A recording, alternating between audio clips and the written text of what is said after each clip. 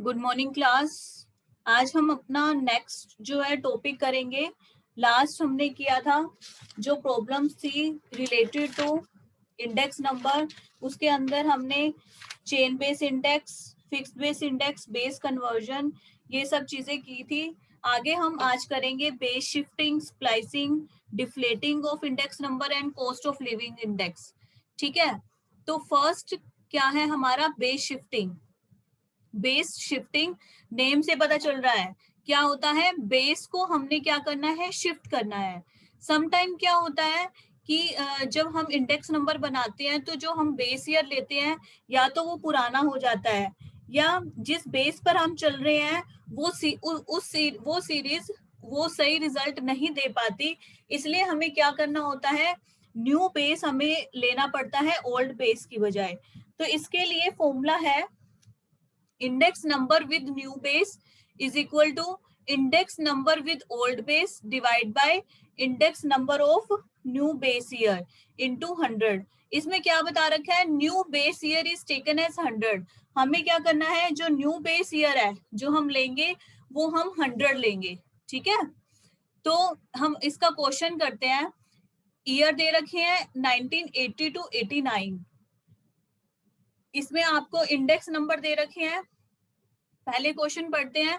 The following are index numbers of prices based on 1980। Shift the base to 1984। यहाँ पर ये दिख नहीं रहा, यहाँ पर आएगा 1984। हमें शिफ्ट करना है बेस 1984 से। तो ये क्या हो गया, बेस शिफ्टिंग का क्वेश्चन हो गया। हमें 1980 से 1984 का बेस शिफ्ट करना है। तो देखो हमें ईयर दे रखे हैं, हम सारे ईयर ले लेंगे 80, 81, 82, 1989 तक हम ईयर ले लेंगे। ठीक है, अब हमने क्या किया, इंडेक्स नंबर, ये सारे इंडेक्स नंबर ले लेंगे हम यहाँ पर जो दे रखे हैं। ये तो अभी तक क्वेश्चन चल रहा था।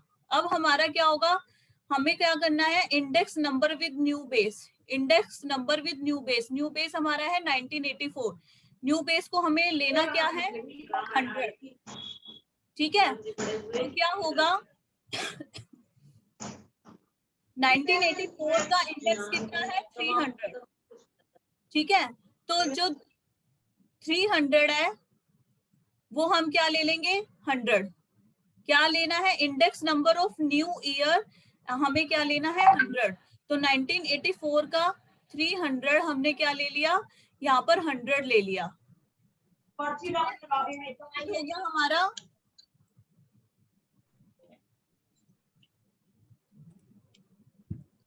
Index number. यहाँ पर हमारा न्यू ईयर का सॉरी न्यू ईयर का यहाँ पर 100 हो गया। तो अब हम देखो फॉर्मूला लगाना है, सिंपल सा फॉर्मूला है, index number with old base. Old base क्या था हमारा, 1980। तो 1980 हम क्या करेंगे, 100 old base 100 divide bye index number of new base year. New base year 300। यहाँ पर old base 100 divide bye 300 into 100। फिर old base 120 divide by new base 300 into 100। फिर थर्ड में old base 200 divide by 300 into 100। Old base 240 divide by 300 into 100। ऐसे करके हमारा क्या हो जाएगा, न्यू इंडेक्स नंबर निकल जाएगा। ठीक है, तो ये हमारा आ गया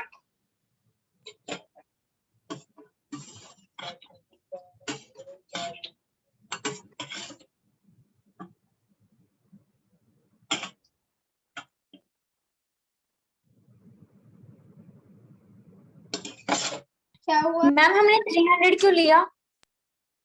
बेटा ये हमने 300 इसलिए लिया कि उन्होंने बोला हुआ है हमें बेस शिफ्ट करना है 1980 से 1984 को। ठीक है, तो 1980 से 1984 हो गया हमारा बेस शिफ्ट, 80 से 84। और क्या कह रखा है, न्यू ईयर को, न्यू बेस ईयर को हमें 100 लेना है। ये लिखा हुआ है ना, new base year is taken as 100। तो हमने यहाँ पर न्यू बेस ईयर को हमने 100 ले लिया। लेकिन जो पूरा क्वेश्चन है हमें हमें इस फॉर्मूला से चलाना है, index number with old base. Old base ले लिया, index number with old base. Divide by new base into 100, old base 120 divide by 300 into 100, old base 200 divide by 300 into 100, ये कर दिया। तो ये हमारा आ जाएगा बेस शिफ्टिंग। ठीक है, नेक्स्ट हमारा है स्प्लाइसिंग। स्प्लाइसिंग में क्या होता है? Splicing is a process by which new series of indices is tied with old index series और old series of indices tied with new index series. क्या होता है, हम एक सीरीज लेते हैं, मान लो हमने 81 टू 90 सीरीज ले रखी है, हमने 81 टू 85 एक बेस ईयर लिया, ठीक है, उसके बाद 85 टू 90 हम दूसरा बेस ईयर ले रहे हैं, तो हम क्या करेंगे, स्प्लाइसिंग करेंगे, लेकिन हमें सीरीज एक ही बनानी है। हमें न्यू सीरीज को ओल्ड सीरीज के साथ जोड़ना है या ओल्ड सीरीज को न्यू सीरीज के साथ जोड़ना है, इन दोनों के फॉर्मूलाज है वो अलग अलग होंगे। मान लो जैसे इसमें एग्जांपल दे रखा है, for example one series is available from 1981 to 1985, ठीक है, उसका बेस ईयर है 1981, this index is stopped using in 1985, ये 85 में इसको यूज करना स्टॉप हो गया इस सीरीज को, making taking 1985 as base year we have with ourselves a new series of indices from 1985 to 1990। हम क्या करेंगे, अब हमारे पास न्यू सीरीज है 85 टू 90 और 85 हमारे पास बेस ईयर है, न्यू आ गया ना एक सीरीज का। अब क्या करेंगे, हम इस पूरी सीरीज को एक सीरीज बना के चलेंगे 81 टू 90 तक। तो देखो क्या क्या इसका फॉर्मूला लगेगा, splicing of new index series to old index series, इसका फॉर्मूला है new index into old index of overlapping year divide by 100, और दूसरा है ओल्ड सीरीज को न्यू सीरीज के अंदर स्प्लाइस करना, तो old index into 100 divide by old index of overlapping year. Question करने से ही पता चलेगा। देखो given below are two price index series, splice them on the base 1981। उसने क्या कहा है, ये टू प्राइस सीरीज दे रखी है 81 टू 85, 85 टू 90, ठीक है, उसने क्या कहा है, splice them on the base. अब क्या है, न्यू सीरीज को ओल्ड इंडेक्स सीरीज में कन्वर्ट करता है। अगर यहाँ पर आता splice them on the base 1985, तो ये दूसरा फॉर्मूला लगता। अब हमें क्या करना है, ओल्ड सीरीज में, ओल्ड इंडेक्स सीरीज में हमें स्प्लाइस करना है न्यू इंडेक्स सीरीज को, ठीक है। तो ये देखो हमने यहाँ पर लिख लिया 1981 टू 1990 तक हम ईयर लिख लेंगे, यहाँ पर इंडेक्स लिख देंगे, 85 तक तो ओल्ड हो जाएगा और उससे आगे न्यू हो जाएगा, ठीक है। आगे का जो पार्ट है वो आप अपनी बुक में से देख सकते हैं। यहाँ पर हमने क्या किया, जो 100 टू 1984 तक हमें सेम चीज लेनी है। जब हमारा आएगा splice new index series to old index series, new index से जब स्टार्ट होगा तब से ये फॉर्मूला स्टार्ट हो जाएगा। क्या फॉर्मूला स्टार्ट होगा, देखिए इसमें दे रखा है न्यू इंडेक्स, न्यू इंडेक्स हमारा कितना है 100 into old index of overlapping year, overlap कर रहा है ना ये 1985 ओवरलैप कर रहा है, ये 1985 1981 टू 85 की सीरीज में भी है, 85 टू 90 की सीरीज में भी है, तो ओवरलैपिंग ईयर हमारा कौन सा हो जाएगा 1985।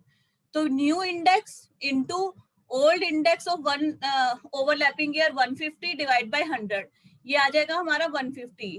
दोबारा new index 115 into overlapping year हमारा 1985 है इनटू ओल्ड 150 डिवाइड बाय 100। ऐसे ही नेक्स्ट आएगा 120 इंटू 150 डिवाइड बाय 100, फिर 130 इंटू 150 डिवाइड बाय 100, फिर 140 into 150 divide by 100, 160 into 150 divide by 100, या हमारा आ जाएगा क्या, new index series to old index series, ठीक है। आप लोग अपनी बुक्स में देखिए, नेक्स्ट में है जो नेक्स्ट जो क्वेश्चन आपको दे रखा है उसमें दे रखा होगा splice them on the base 1985 is equal to 100। ठीक है, उसके अंदर आपको क्या करना है, ये वाली जो चीज है ये चेंज करनी है। हमें क्या करनी है, splice them on the base 1985, old series को न्यू इंडेक्स नंबर के अकॉर्डिंग चेंज करना है। ठीक है, तो अब कौन सा फॉर्मूला लगेगा, old index into 100 divide by old index of overlapping year. Overlapping year हमारा यही है, सेम। ठीक है, अब हम यहाँ क्या करेंगे, 100 इंटू, इसका फॉर्मूला क्या है, ओल्ड इंडेक्स क्या है हमारा 100 इंटू 100, ठीक है, divide by old index of overlapping year. तो old index of overlapping year कितना है, 150। ठीक है, तो ये हम क्या कर देंगे, यहां से स्टार्ट हो जाएगा 100 इंटू 100 डिवाइड बाय 150। सेकेंड आएगा old index 110 into 100 divide by old index of overlapping year 150। फिर दोबारा 120। ये क्या है, question depends on your formula. अगर आपको फॉर्मूला याद है, उसी फॉर्मूला के अकॉर्डिंग आप उसकी वैल्यू पुट करो, आपको इजी पड़ेगा बिल्कुल। अभी आपको ऐसे लग रहा है कि क्या बोल रहे हैं, लेकिन जब आप क्वेश्चन करोगे, एक क्वेश्चन करने से आपको उस क्वेश्चन की, उस फॉर्मूला की प्रैक्टिस हो जाएगी, जिससे आप नेक्स्ट फॉर्मूला लगा सकते हैं। तो ये हो गया हमारा स्प्लाइसिंग। तो आज हमने अभी तक क्या किया है, एक तो बेस शिफ्ट किया है और एक स्प्लाइसिंग किया है। फिर है deflating of index number. Deflating of index number क्या है, इसके अंदर deflating refers to the correction for price changes in money wages और मनी इनकम सीरीज। हमें करेक्शन, देखो करेक्शन करनी है, क्योंकि हमारी कमोडिटी की प्राइसेस और कॉस्ट ऑफ लिविंग चेंज होती रहती है। इसकी वजह से हमारी जो है लिविंग, जो मनी वेजेस है, जो मनी इनकम है, वो चेंज होती रहती है। इसके लिए डिफ्लेटिंग इंडेक्स नंबर यूज किया जाता है। पहले ये दो फॉर्मूलाज यूज होंगे, रियल वेजेस और deflated wages is equal to money wages divide by price index. ठीक है, अगर रियल वेजेस दे रखा है तो ये वाला आएगा, अगर रियल इनकम दे रखा है तो ये आ जाएगा money income divide by cost of living index into 100।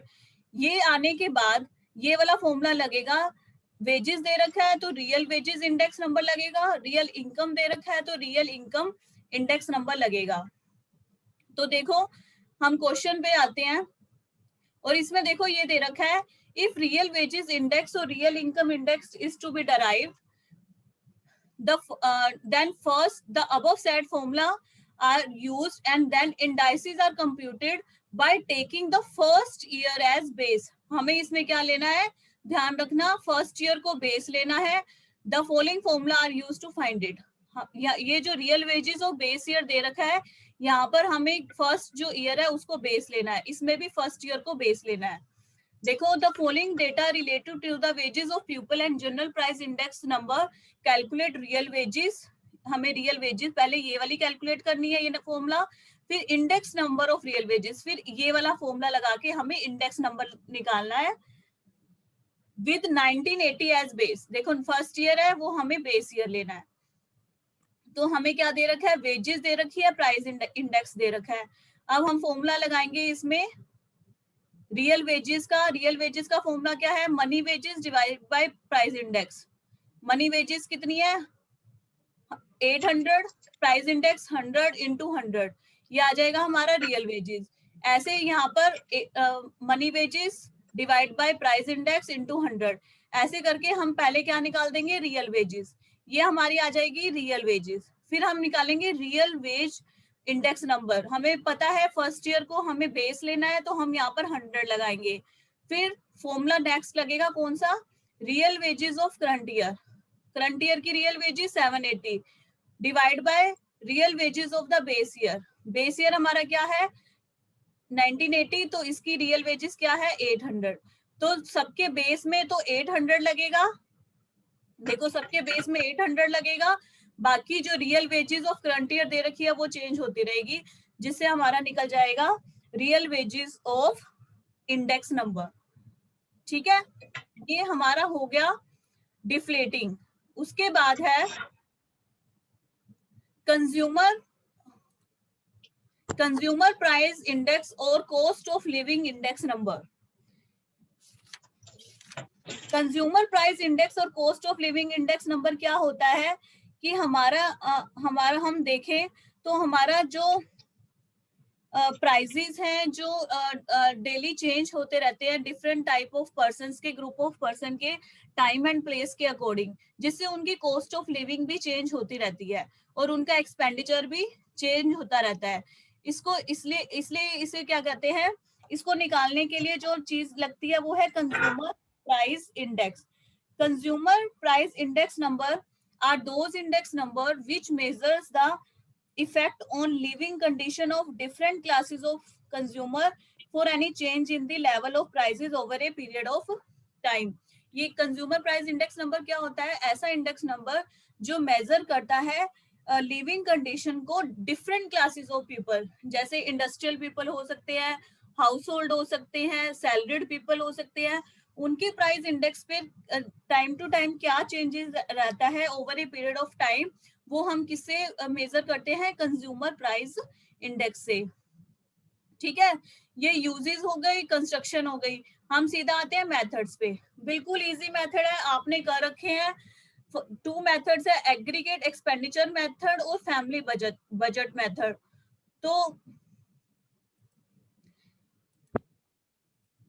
इसमें क्या करेंगे? एग्रीगेट एक्सपेंडिचर मेथड का क्या फॉर्मूला है? लेस्प्रेस मेथड जो किया था आपने, सेम वही फॉर्मूला लगाना है, sigma P1 Q0 divide by sigma P0 Q0 into 100। Aggregate expenditure method का फॉर्मूला है ये। फैमिली बजट मेथड का फॉर्मूला क्या है? जो हमने वेटेड प्राइस इंडेक्स वाला प्राइस रिलेटिव मेथड किया था ना, sigma PW divide by sigma W। ये दोनों फॉर्मूलाज हम यूज करेंगे, aggregate expenditure method and family budget method. उसके बाद जो सम है वो भी इसी अकॉर्डिंग होगा।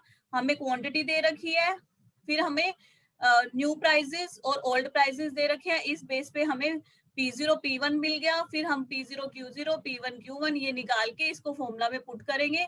फैमिली बजट मेथड में भी आप इजीली ये चीज कर सकते हैं, प्राइस रिलेटिव निकालो, वेट निकालो, PW करो और डिवाइड बाय W करो, सेम जो आपने पीछे किया है चैप्टर में, ये यहाँ से हमारा निकल जाएगा।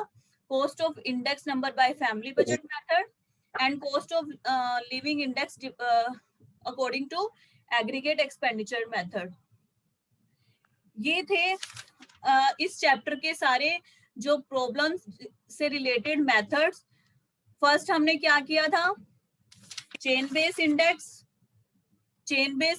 फिक्स बेस इंडेक्स, फिर उसके बाद बेस शिफ्टिंग, स्प्लाइसिंग, फिर डिफ्लेटिंग, फिर हमें क्या किया है? Consumer price index. ये थे हमारे पूरा चैप्टर। तो आप लोग ये कीजिए। थैंक यू बेटा।